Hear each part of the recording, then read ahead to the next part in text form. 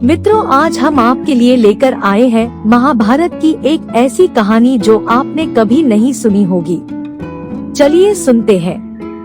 कर्ण द्वापर युग के महान योद्धा में से एक थे, लेकिन उनको मिला श्राप उनकी मौत का कारण बन गया। कर्ण को उनके जीवन काल में 2 श्राप मिले थे। उन्हें पहला श्राप उनके गुरु भगवान परशुराम ने दिया था, जबकि दूसरा श्राप एक ब्राह्मण ने दिया था। कर्ण को बचपन से ही धनुर्धर बनने की चाहत थी, लेकिन सूत पुत्र होने के कारण कोई उन्हें शिक्षा नहीं देता था।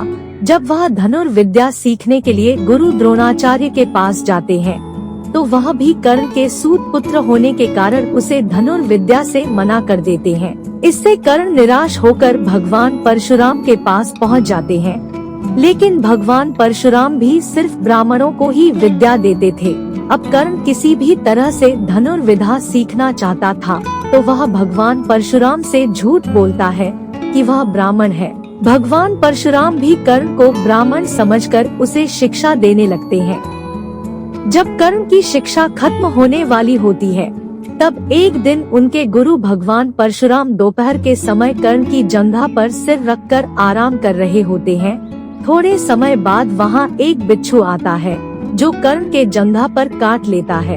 अब कर्ण सोचता है कि अगर वह हिला या बिच्छू को हटाने की कोशिश की, तो गुरु परशुराम की नींद टूट जाएगी। इसलिए वह बिच्छू को हटाने की बजाय उसे डंक मारने देता है। कर्ण काफी समय तक बिच्छू के डंक से होने वाले दर्द को सहता रहता है।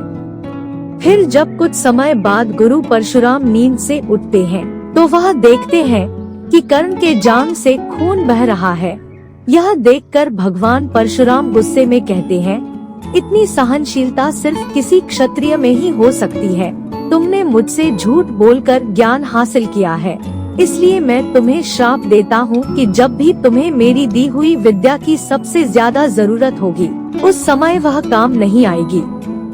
इससे निराश होकर कर्ण अपने गुरु से कहता है कि वह स्वयं नहीं जानता कि वह किस वंश और कुल का है।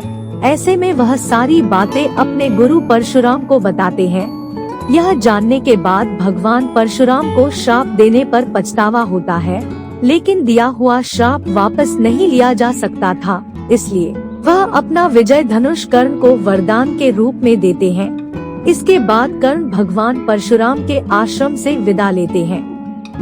इस घटना के कुछ वर्षों बाद एक दिन कर्ण जंगल में किसी अत्याचारी राक्षस का पीछा कर रहे होते हैं। वह राक्षस को निशाना बनाते हुए उसे मारने के लिए बाण चलाते हैं, लेकिन राक्षस अचानक गायब हो जाता है और बाण दलदल में फंसी एक गाय को लग जाता है।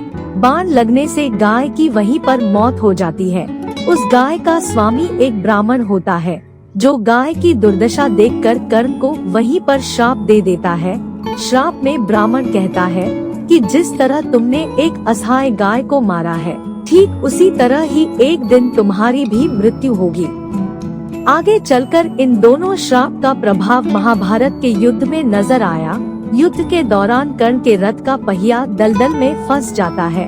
जब कर्ण उसे निकालने के लिए रथ से उतरता है, तभी अर्जुन बाण चला देता है, जिससे कर्ण की मृत्यु हो जाती है। दोस्तों, आपको हमारी जानकारी कैसी लगी कमेंट करके जरूर बताएं। अच्छी लगी तो लाइक करें, शेयर करें और चैनल को सब्सक्राइब करें। जय हिंद।